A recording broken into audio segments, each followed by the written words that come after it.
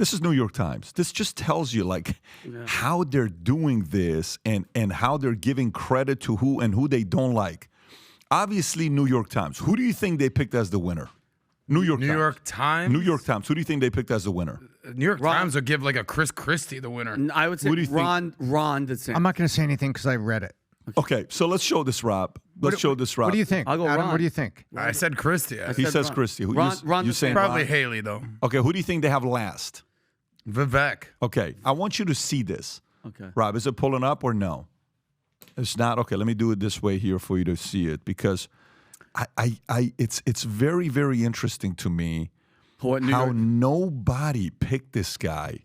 And they straight up are because now here's the other question you got to ask because it's easy to be like, well, they're idiots and they're establishment and all this other stuff. There's many times these guys are not saying Trump's not the winner. Okay, look at that New York Times right there. Okay, Haley winner. Then they have it's from right to left. So you see the 10 on the bottom is that did better. Yeah. Gotcha. So Haley's first. What? Then it's DeSantis. Then it's Christie. Then Tim Scott. Last Vivek. They gave him a 2. They gave him a 2. Who do you think's doing this poll? A centrist? This is a freaking leftist. But that's not the point. The same people have Trump all the way as the winner, meaning it's not even close. Even CNN is like, look, this is not even a race. Trump's got a 40-plus point lead. All these other guys are fighting for the silver medal. Why is Vivek last? Why, Tom?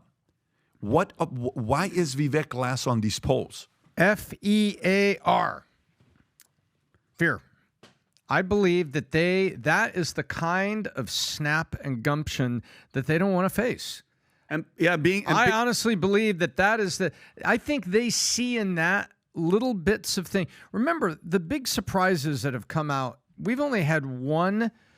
So in my lifetime, actually I was barely born when Kennedy was elected, but I have been reading that there hasn't been a surprise candidate the way John Kennedy was until Barack Obama.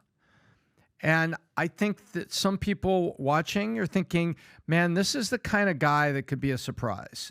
And they don't want anything to do with it. And Pat, think about it. The main things that I took away from him too, he's 38 years old, okay? Let's say Trump wins. He'll be 42 when the next time comes around. He's anti-China. He wants to hold China accountable. And guess what? He's the only one that was like anti-war. No war. Everybody else on that stage was like, we got to get involved in this. We got to go to Russia. Everybody wanted to fight because that's where the money's at. Is there any money in peace? Do you think by the next election that China moves on Taiwan? By the next one? Yeah. In this year? Yeah. I think so. By 28. I think so. I like what Chris Christie had to say about now you have a nuclear 42-year-old guy who's right about that. 100%. So I think the fact that he's pro-America, anti-war, he's a threat. There's no money in peace. Watch this one. Watch this exchange. Go for it. The Republican Party is not that much better. You have the likes of Nikki Haley, who stepped down from her time at the UN. Bankrupt or in debt was her family. Then she becomes a military contractor. She joins the board of Boeing and otherwise, and is now a multimillionaire. So I think that that's wrong when Republicans do it or Democrats do it. That's the choice we face. Do you want a leader from a different generation who's going to put this country first? Or do you want Dick Cheney in 3-inch heels? All right, Mr. In which case, we've got 2 of them on stage. Senator Scott. The fact of the matter. Woo! We couldn't hear that. I didn't hear that last line right there. So two of them. So he did a jab. Did say it. 3-inch heels with 2 of them. But Pat, you notice what I said? America first, and you cannot have that attitude here. You can't. And by the way, can you find her response? Because she does respond to that. See if it's on the bottom of the tweet, Rob. Can you explain the response? Nobody can explain the response. I didn't get it, but anybody that's as like a heels, weapon hey, or girls, something ammunition. like that. I have ammunition. Like you're going to throw it. Like No, she just said a weapon. A weapon, yeah. No, she said ammunition. So what is she going to throw a shoe? Kick you with it. Like she a says, kung I have fu a star on 5-inch, Saturday morning? but I use it as ammunition. Right. Like a chancleta? Well, you ever been kicked by one of those 5-inch heels? Oh, no, it's horrible. Oh, yeah, what do you mean? I've been kicked in the back. Why have you I was been on the kicked? floor, and the guy that I was fighting, his girlfriend, kicked me in the back for no reason. No, These things happen. I had him walk up and down my back, but I had to kicked pay me. extra for that. Tom. Look, I think What'd you say, Tom? What did you Tom had say? to pay extra for the heel walk on the back. I I had him walk up and down my back, but I had to pay extra.